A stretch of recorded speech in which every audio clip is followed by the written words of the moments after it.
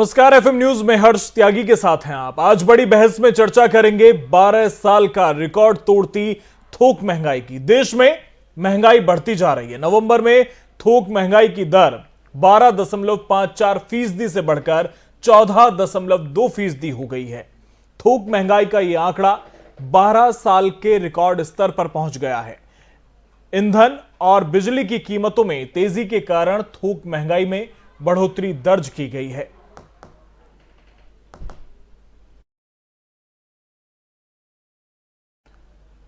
Core महंगाई दर 11.90% से बढ़कर 12.20% और सितंबर महंगाई दर के आंकड़ों को संशोधित किया गया है।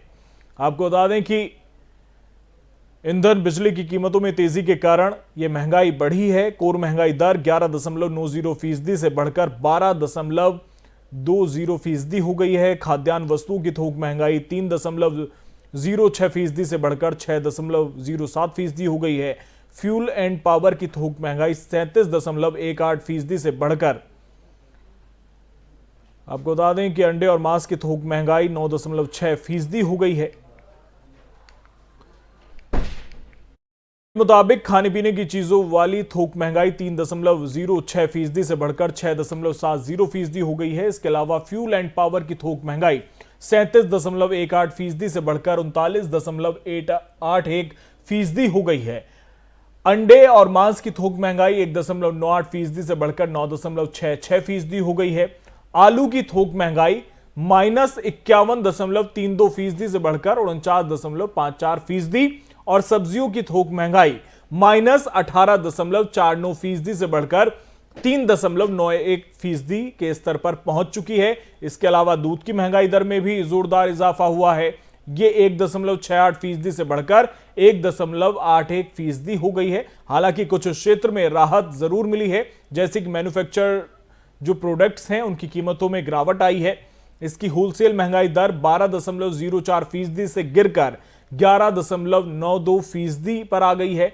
खाने के तेल की महंगाई से भी राहत मिली है, जो 32.57% से घटकर 23.16% रही। प्याज की जो थोक महंगाई दर है वो -30.14% से गिरकर -25.01% पहुंच गई है।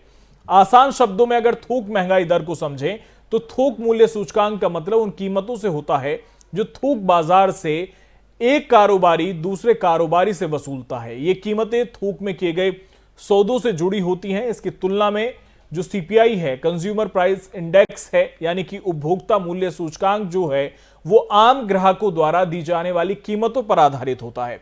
सीपीआई पर आधारित महंगाई की दर को रिटेल इन्फ्लेशन या खुदरा महंगाई दर भी कहते हैं। तो इसी पर हम चर्चा करेंगे कि इस बढ़ती महंगाई के कारण क्या हैं और इससे कब राहत मिलेगी।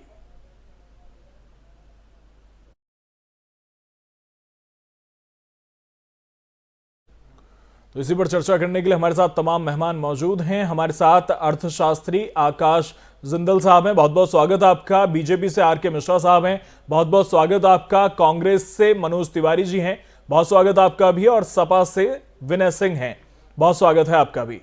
शुरुआत सबसे पहले जिंदल साहब, आसान शब्दों में हमारे दर्शकों को बताइए कि ये थोक महंगाई क्या है और इसके बढ़ने से जनता पर क्या असर पड़ने वाला है।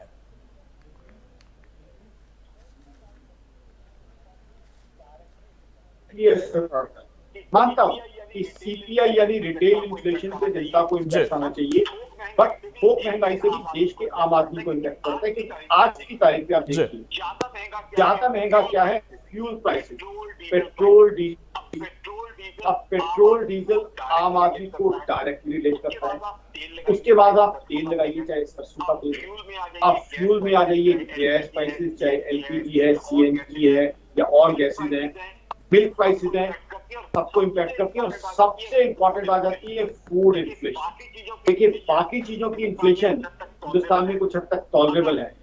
अगर आपको कपड़ों की इन्फ्लेशन, घूमने फिरने की इन्फ्लेशन हो तो आदमी कपड़ों की परचेजिंग डिले कर सकता है, घूमना फिरना कम कर सकता है। लेकिन फूड इन्फ्लेशन, हमें नहीं भूलना चाहिए कि हमारे यहाँ एक बहुत मेजर चंक बीपीएल बहनों का, बिलो पॉवर्टी लाइन, जो हमारे भाई बहन है जिनके लिए 2 वक्त का भोजन जुटाना भी मुश्किल हो जाता है, अब दिक्कत किसकी है? दिक्कत उस मेरे भाई की है जो सुबह से शाम तक मेहनत करता है, रिक्शा चलाता है, मजदूरी करता है, 400 से 500 रुपए दिहाड़ी कमाता है, और उसके बाद हाई फूड इन्फ्लेशन उसके लिए तकलीफ पैदा कर देती है। दिक्कत है लोअर मिडिल क्लास की। लोअर मिडिल क्लास जिसके लिए असेंशियल में सारा पैसा खर्च हो जाता है, जब उसका सारा पैसा असेंशियल रोटी कपड़ा मकान हेल्थ और एजुकेशन में खर्च हो जाता है, तो वो कंफर्ट और लग्जरीज का सोच भी नहीं पाता, तो उसके लिए भी दिक्कत है और साथ ही साथ इकोनॉमी के लिए भी दिक्कत है। अब मेरा यहाँ पे ये मानना है, मुझे नहीं याद कितने शो किए होंगे तमाम नेशनल और ग्लोबल चैनल्स पे, जहां मैंने बीजेपी और कांग्रेस दोनों से रिक्वेस्ट की कि पेट्रोल और डीजल प्राइसेस पे आप टैक्सेस कम कीजिए, लेकिन मैं दुख के साथ कहूंगा मेरी बात नहीं सुनी गई। कुछ हद तक एक्साइज रिड्यूस किया गया, और जो सेंट्रल गवर्नमेंट है उसने एक्साइज रिड्यूस किया, कुछ हद तक स्टेट्स ने वैट रिड्यूस किया, बट जो मेजर इलेक्शन की कर रहे थे एक्साइज में और वैट्स में नहीं हुआ। दूसरी बात 10 सेकंड और चाहूंगा, बड़ा इंपॉर्टेंट, जीएसटी में लाने के लिए बार बार मैंने रिक्वेस्ट की, जीएसटी काउंसिल की मीटिंग की, एक सुनहरा मौका था, पेट्रोल डीजल जीएसटी में आ जाते, टैक्स मात्र 28% रह जाता, आम आदमी को रिलीफ मिल जाती। अब जीएसटी काउंसिल में वोट किसके हैं? सेंट्रल गवर्नमेंट में बीजेपी के, स्टेट गवर्नमेंट में कांग्रेस के भी, बीजेपी के भी, रीजनल पार्टी के। लेकिन दुख और निराशा ये है कि तमाम पॉलिटिकल क्लास ने फेल किया। जीएसटी काउंसिल की मीटिंग हुई, पेट्रोल डीजल डिस्कस हुआ, लेकिन वो जीएसटी में नहीं आया। तो मैं तो दोनों पार्टियों की बहुत इज्जत करता हूँ, I high respect for both the parties, लेकिन जब इस देश के आम आदमी को, मैं कानून सुनने के साथ साथ इस देश का आम आदमी हूँ, जब इस देश के आम आदमी आकाश जिंदल को रिलीफ मिलना था, तब दोनों बड़ी पार्टियों में से कोई भी मेरे साथ नहीं खड़ा था। ये दो बार की बात है। बीजेपी के मित्रों से मैं पूछता हूँ डिबेट्स में, तो मुझे बताया जाता है कि हमने मेजर वैक्सीनेशन किया है, हमने गरीब भाई बहनों के लिए अनाज अरेंज किया, बहुत अच्छी बात है, आपने वैक्सीनेशन किया है। मैं प्रधानमंत्री मोदी साहब को सैल्यूट करता हूँ, वैक्सीनेशन बहुत अच्छी चीज है, जितनी तारीफ की जाए उतनी कम है, लेकिन उसके लिए हाई टैक्स चार्ज करना, यहाँ पे मेरा इशू है।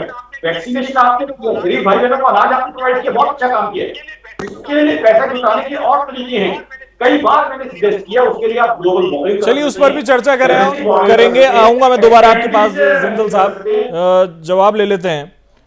हमारे साथ आर के मिश्रा साहब हैं। आर के मिश्रा साहब, कांग्रेस पर हमेशा जिन मुद्दों को लेकर हमलावर रहे, आज वो ही मुद्दे आपकी सरकार पर प्रश्न चिन्ह लगा रहे हैं। ये महंगाई रुकती क्यों नहीं? हर्ष जी, अभी जिंदल साहब अभी कह रहे थे, निश्चित तौर पर मैं उनका सम्मान करते हुए बहुत अच्छी बातें करी है उन्होंने, और जो एक अर्थशास्त्री का जिस तरह से विश्लेषण होना चाहिए वो हम लोगों के सामने में है, और इसमें को आत्मसात करने में कोई दिक्कत नहीं है। निश्चित तौर पर उन्होंने कुछ तकनीकी चीजों के ऊपर में उन्होंने बिल्कुल एक बिंदुवार उन्होंने समझाया है इस चीज को। देखिए, हमारे देश में जो सोर्सेज है, जो रेवेन्यू सोर्सेज है, वो बहुत ही लिमिटेड है। ये कहेंगे जो हमारा देश कोई खनिज का कोई ऐसा उत्पादन करने वाला देश है, ऐसा तो है नहीं। केवल रह गया यहाँ पर जो लिमिटेड रिसोर्सेज है, हम उसी को लेकर के, जो जनता के टैक्स के पैसे हैं, उसी को लेकर के हम इंफ्रास्ट्रक्चर भी कर रहे हैं, हम वैक्सीनेशन भी कर रहे हैं, हम गरीबों को मुफ्त अन्न भी दे रहे हैं। लेकिन कहने का मतलब यह है, हम लोगों को हर एक पॉइंट पर ध्यान देने की जरूरत है। आपने देखा होगा जो कि सरकार के जो प्रयास हैं, निश्चित तौर पर इस अभी जो आप वर्तमान में जो किसान आंदोलन था, उसको खत्म करने का यही प्रयास था, जो कि कम से कम, क्योंकि 4 से 4.5 हजार करोड़ रुपए का प्रतिदिन का जो है सो वहां पर एक लॉस हो रहा था जो व्यापारियों को।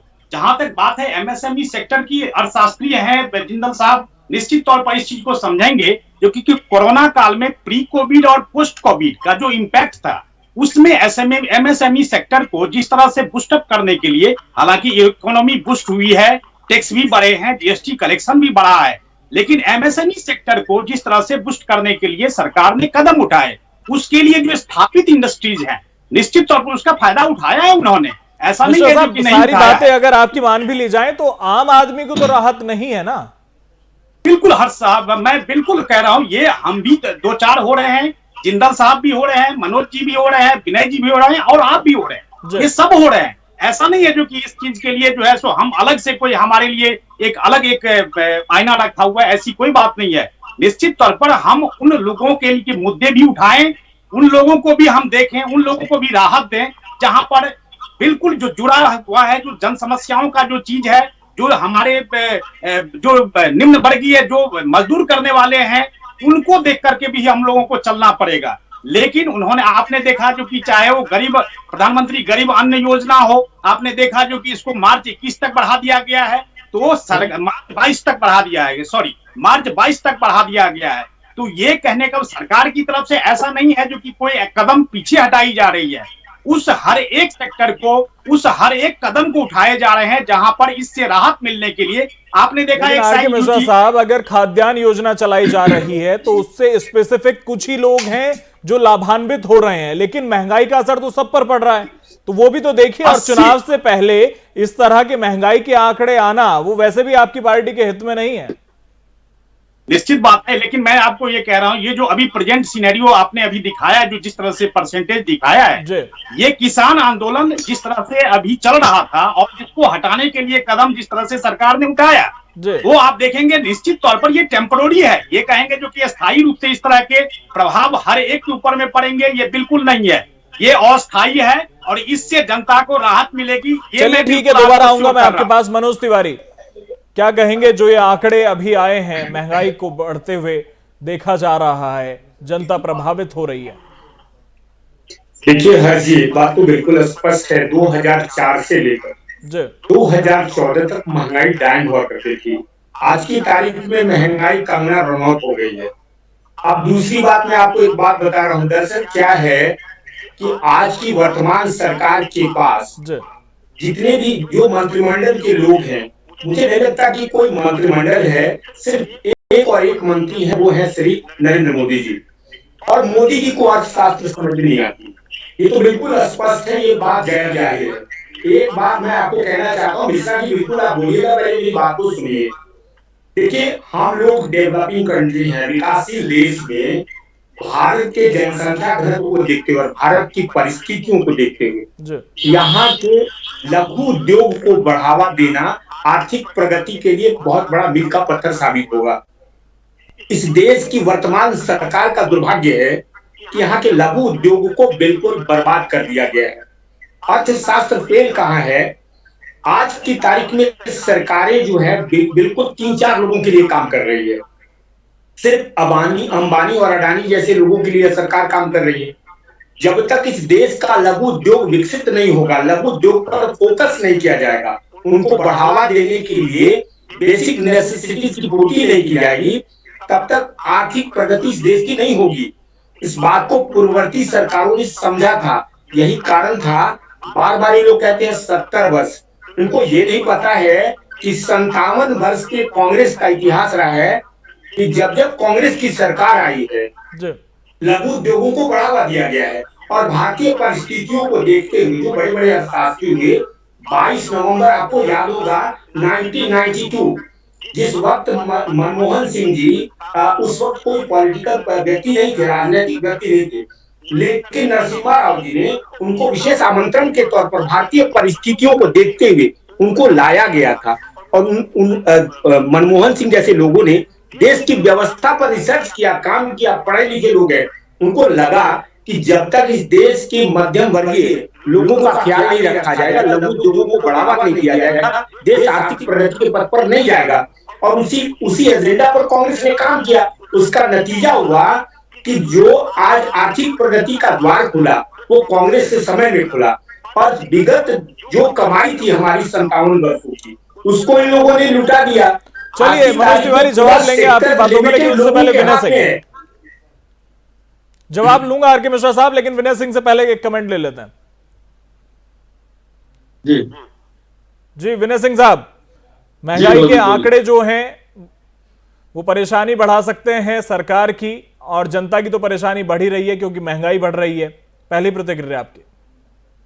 देखिए, जो जनता का जवाब है माननीय राष्ट्रीय अध्यक्ष जी के हर विजय यात्रा में आपको साफ साफ नजर आ रहा है। जो जनसैलाब दिख रहा है उससे जाहिर सी बात है कि सरकार से जनता परेशान है। किस तरीके से 200 रुपया केजी जो है सरसों का तेल एक गरीब आदमी, मजदूर आदमी खरीद करके कैसे गुजर बसर करेगा। प्याज, आप टमाटर का रेट देख लीजिए, 70 रुपये, 60 रुपये, 70 रुपये आज की डेट में भी वह बना हुआ है। प्याज है, आलू है, जो भी है, जिसको गरीब खाते हैं, प्याज और रोटी से जो गरीब खाते हैं उसके दाम भी आसमान छू रहे हैं। अभी कह रहे थे मिश्रा जी कि इस महंगाई को रोकने के लिए किसानों, अरे आप शर्म नहीं आती है, बार बार अन्नदाताओं को आप नक्सली, आतंकवादी, और आज आप कह रहे हैं कि महंगाई के कारण भी किसान रहे हैं, जो आंदोलन पे बैठे रहे हैं उनके वजह से नुकसान हुआ है देश का।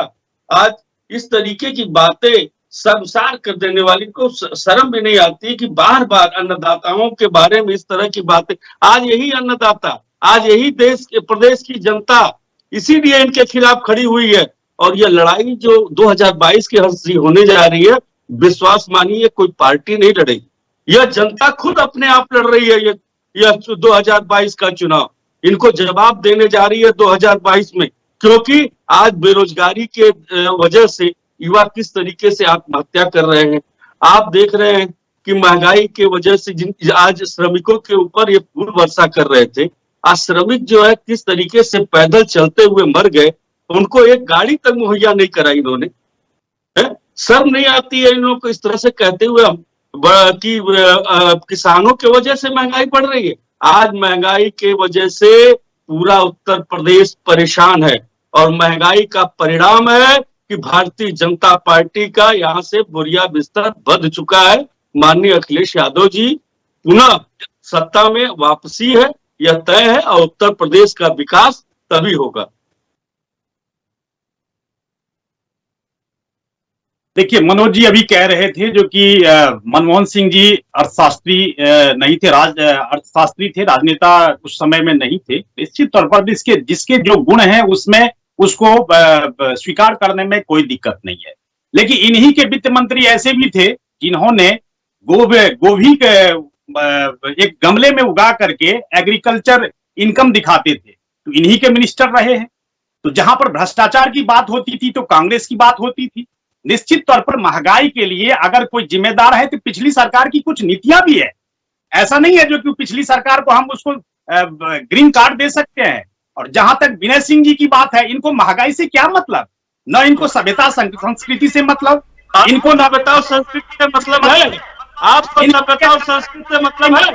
आप इनके प्रदेश और भारत की संस्कृति को खराब करने पर तुले हुए हैं, आप मनुष्यता का फैलाने का काम कर रहे हैं। आज आप चुनाव को महंगाई के दम पर दम है तो महंगाई और मुद्दों पर चुनाव लड़के दिखाइए। आपके अंदर डर है, आपके अंदर वो भय है, तभी विनय सिंह एक एक करके, विनय सिंह बात पूरी हो जाने दीजिए, आऊंगा दोबारा आपके पास। आपके अंदर तब नहीं है जनता के मुद्दों पर आप चुनाव, विनय सिंह आपके अंदर ताकत नहीं है। विनय सिंह बात पूरी हो जाने दीजिए, अपने नंबर पर जवाब दीजिएगा। विनय सिंह आप फेलोर है, ये भारतीय जनता पार्टी की सरकार फेलोर है। विनय सिंह बात पूरी हो जाने दीजिए। विनय सिंह सुन लीजिए, आपका बोरिया सिस्टम बन चुका है, जनता। विनय सिंह बात पूरी हो जाने दीजिए। विनय सिंह देखिए, महंगाई एक एक करके आपके लिए महंगाई कोई मुद्दा नहीं है। आपके लिए अडानी अंबानी के मित्रों है, अडानी अंबानी के कदमों में ले आकर के आपने रख दिया पूरे देश को। आपके लिए है, आपके लिए है। आपको महंगाई से क्या मतलब? आप खाते ही नहीं है। आपका वित्त मंत्री प्याज नहीं खाता है, इसलिए और जिंदा से मतलब नहीं है। बोले बैठे खाता है, बोले बैठे हुए। चलिए ठीक है, जिंदल साहब के पास चलते हैं। जिंदल साहब मतलब नहीं है। चलिए ठीक है, विनय सिंह, आर के मिश्रा, जिंदल साहब से जवाब ले लेते हैं। आर के मिश्रा, विनय सिंह, आर के मिश्रा, विनय सिंह, जिंदल साहब से जवाब ले लेते हैं। जिंदल साहब, हम लहसुन नहीं खाते, इसलिए देश की जनता नहीं खाएगी। आर के मिश्रा साहब और विनय सिंह, आर के मिश्रा साहब और विनय सिंह, विनय सिंह एक एक करके जिंदल साहब से जवाब ले लेते हैं। जिंदल साहब जी, मैं दोनों अपने मित्रों से प्रार्थना करना चाहता हूं कि कृपया मुझे बोलने का मौका दिया जाए। आपसे मेरी रिक्वेस्ट है विद फोल्डेड हैंड्स। देखिए, कांग्रेस के हमारे मित्र ने बात की महंगाई के लिए बीजेपी को शायद रिस्पॉन्सिबल ठहराया। मैं इनको बता दूं, कांग्रेस की एज अ पार्टी में बहुत इज्जत करता हूँ। I very high respect for the Congress party. But मैं इनसे पूछना चाहता हूँ with due regards, GST council का मौका था जब आपकी स्टेट के पास अपॉर्चुनिटी थी जीएसटी में वोट करने की। मेरे मित्र, मैं आपसे जानना चाहता हूँ, आपने जीएसटी के लिए उस समय क्यों वोट नहीं किया? आप तो जनता की पार्टी, आप कहते हैं कि जनता के रिलीफ देना चाहते हैं और आपकी पार्टी का मैं बहुत सम्मान करता हूँ। दूसरा, आज हाई पेट्रोल डीजल प्राइसेस में स्टेट्स भी हाई वैट चार्ज कर रही है। आपकी तो पार्टी कई जगह स्टेट्स की सरकार में है। मैं तो आपसे प्रार्थना करता हूं और आपके जो है नेशनल लीडर से भी मैंने नेशनल चैनल पे रिक्वेस्ट की है कि आप ही जो है एक एग्जांपल सेट कीजिए, वैट के अंदर मेजर रिडक्शन लाइए। कम से कम हम बीजेपी को कहने लायक हो जाएंगे कि देखिए, Congress has gone ahead and done a major reduction of VAT in their states. Why don't you follow Congress? तो मेरा तो यह मानना है कि दोनों पार्टियां ही जो है कहीं ना कहीं रिस्पॉन्सिबल है महंगाई बढ़ाने के लिए। जीएसटी काउंसिल की मीटिंग थी, आपके पास भी जो स्टेट के पास भी वोट है, वोट जो स्टेट के पास है, क्या आपकी किसी स्टेट ने जीएसटी की फेवर में वोट किया? वहां ये क्वेश्चन मार्क आ जाता है। समाजवादी पार्टी से हमारे मित्र बैठे हैं, अखिलेश जी मेरे खुद पर्सनल दोस्त हैं, मैं तो इनसे भी जानना चाहूंगा, कल आपकी पार्टी अगर पावर में आती है एज्यूमिंग, तो क्या आप जीएसटी के लिए वोट करेंगे? ये चीज बहुत जरूरी है। आज ठीक है, पॉलिटिकल फाइटिंग हो रही है, यूपी का इलेक्शन आने वाला है, लेकिन इस देश के आकाश जिंदल का यानी आम आदमी का क्या इस देश का इकोनॉमी, इस देश का आम आदमी सिर्फ गला फाड़ता हुआ, रिक्वेस्ट करता हुआ रह जाएगा और पॉलिटिकल पार्टी आपस में लड़ती हुई रह जाएंगी या कोई रिलीफ मिलेगा? चलिए जवाब ले लेते हैं, मनोज तिवारी जवाब दीजिए। देखिए, with due respect I am replying your question.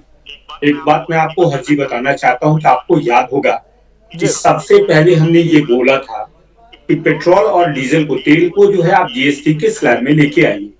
दूसरी बात मैं आपको कहना चाहता हूं कि जहां तक सवाल ये, हमने भी ये बोला था कि जो 7 स्लैब का जीएसटी बहुत सारे स्लैब्स में है, जो हमारी समझ, उस समझ के मुताबिक मैं आपको ये बोलना चाहता हूँ कि इसको या तो सिंगल स्लैब में लेकर के आए तमाम चीजों को, ताकि जीएसटी आसान हो, जीएसटी को समझने में आम लोगों को आसानी हो। तीसरी बात मैं आपको एक बात कहना चाहता हूँ, देखिए हमारी सरकार नहीं है, जहां तक आप कह रहे हैं राज्य सरकारें सिर्फ और सिर्फ सिंगल जीएसटी के लिए उत्तरदायी नहीं है, और उनके वोटिंग कर देने से जीएसटी का केंद्र का जो एजेंडा है, जो गवर्नमेंट का जीएसटी का जो दिया गया सिस्टम, उसको चेंज नहीं किया जा सकता है। आई थिंक आप इसको बेहतर ढंग से एक्सप्लेन कर पाएंगे। माफी के साथ मैं कहना चाहता हूँ, एक बात मैं आपको और भी बोलना चाहता हूँ। देखिए, कांग्रेस भी इस देश में बहुत ज्यादा लंबे समय तक शासन किए, और जब कांग्रेस का शासन आया है, हमने अपने मित्रों को बोला जो भारतीय जनता पार्टी के प्रवक्ता हैं, और इस चैनल के माध्यम से मैं पूरे देश को ये बात कहना चाहता हूँ, आखिर क्या कारण है आप ये बताइए। मेरी सोच थी, हमारे दल की ये सोच कि देखिए, भारत की परिस्थितियों को देखते हुए सबसे पहले आपको, हमारे ट्विटर ने कहा एमएसएमई पर उस पर बात नहीं हो रही। एमएसएमई को बढ़ावा देने के लिए, लघु उद्योगों को बढ़ावा देने के लिए सरकार के पास एक सोच होनी चाहिए, उसका एक एजेंडा होना चाहिए। तेल के दाम में बेतहाशा वृद्धि हो रही है, और उससे राजकीय संग्रह जो है 300% का है, 300% सरकार उसे वसूली समय का अभाव है। मनोज तिवारी जी, एक सवाल और किया था आकाश जिंदल साहब ने, उसका भी जवाब दे दीजिए। मैं आपको अपनी बस 1 मिनट में बात पूरी करता हूँ। मेरा सिर्फ इतना ही कहना है कि जो सरकारें हैं, उन आज की वर्तमान सरकार को देश के आम आवाम की परेशानियों को समझते हुए महंगाई दर को कम करने के लिए लघु उद्योग को बढ़ावा देना चाहिए, कृषि क्षेत्रों में किसानों को छूट देनी चाहिए। आकाश जिंदल साहब ने एक पेट्रोल डीजल के रेट को लेकर भी आपसे सवाल किया था, उसका जल्दी से जवाब दे दीजिए जी। पेट्रोल डीजल के जो प्राइस थे उसे लेकर आपकी जिन राज्यों में सरकारें हैं, वहां पर वैट में बड़ी कटौती क्यों नहीं की गई, उसे लेकर भी सवाल किया था जिंदल साहब। हमने उसका जवाब दिया कि देखिए, राज्य सरकारें उत्तरदायी नहीं है, ये केंद्र के द्वारा बनाया गया नियम है, उस कानून पर अमल करते हुए केंद्र सरकार को इस पर पहल करनी चाहिए और उसको बजाते इस बात के कानून बनाने चाहिए। ठीक है, समय का अभाव, केंद्र सरकार के जिम्मे है, सुन तो लीजिए, केंद्र सरकार के जिम्मे है कि तेल और ठीक है, समय का अभाव है मनोज तिवारी, जीएसटी में लेके आना चाहिए, इस चीज में उसको क्यों नहीं लाया जा रहा है? अध्यक्ष जी ने कहा है, हम सत्ता में आते ही बिजली के दाम जो भारतीय जनता पार्टी के शासन काल में इतना ज्यादा है, उसको कम किया जाएगा। क्या जीएसटी पर समर्थन करेंगे? जिंदल साहब ने सवाल किया था, जीएसटी पर समर्थन करेंगे? बिल्कुल बिल्कुल, राष्ट्रीय अध्यक्ष जी ने खुद कहा इन सब चीजों को कम, महंगाई को कम करने के लिए, उत्तर प्रदेश के विकास के लिए जो भी आवश्यकता होगा, हम बढ़ चढ़ के वो काम करने को तैयार हैं। 30 सेकंड। पूरे देश के राजनीतिक दलों ने वर्तमान की सरकार को ये बहुत पहले से आश्वासन दिया है। साहब, समय का अभाव है, आगे मिश्रा साहब, फाइनल कमेंट 30 सेकंड। हम पूरी तरीके से केंद्र सरकार के साथ हैं, हाँ, लेकिन सरकार को हमारी जो है सोच, उस सोच का सम्मान करना होगा। केंद्र सरकार ने एक्साइज ड्यूटी को घटाई तो दिल्ली की सरकार ने 1.5 महीने के बाद उसके बाद करते हैं घटाएंगे। एक एक करके विनय सिंह, जब आप फाइनल कमेंट दे रहे थे तो कोई नहीं बोला था, बात पूरी हो जाने दीजिए। आप स्टेट टैक्स को भी नहीं कम करेंगे तो ये कैसे काम चलेगा? दोनों हाथ में लड्डू करने से काम थोड़ी चलेगा। दूसरा चलिए ठीक है, जिंदल साहब एक फाइनल कमेंट 30 सेकंड में ये बताइए कि ये जो महंगाई बढ़ती जा रही है, आखिरकार इस पर लगाम कैसे लगाई जा सकती है? 2% जो महंगाई दर है और काफी बढ़ गया है, जिंदल साहब कम कीजिए ना, सरकार को मुझे बोलने का मौका दीजिए प्लीज। हाँ प्लीज पूछिए क्वेश्चन। समय का अभाव है, जल्दी से बताइए कि जो ये महंगाई बढ़ रही है इस पर लगाम कैसे लगाई जा सकती है? सिंपल सीधा तरीका है, हमारे नेताओं से हाथ जोड़ के प्रार्थना है, प्लीज पेट्रोल डीजल पे टैक्सेस कम कीजिए। सेंट्रल गवर्नमेंट से भी, स्टेट से भी, स्टेट्स में चाहे बीजेपी हो, चाहे कांग्रेस हो, चाहे रीजनल पार्टीज हो, पेट्रोल डीजल के प्राइस एकदम कम हो जाएंगे, कोई रॉकेट साइंस नहीं है।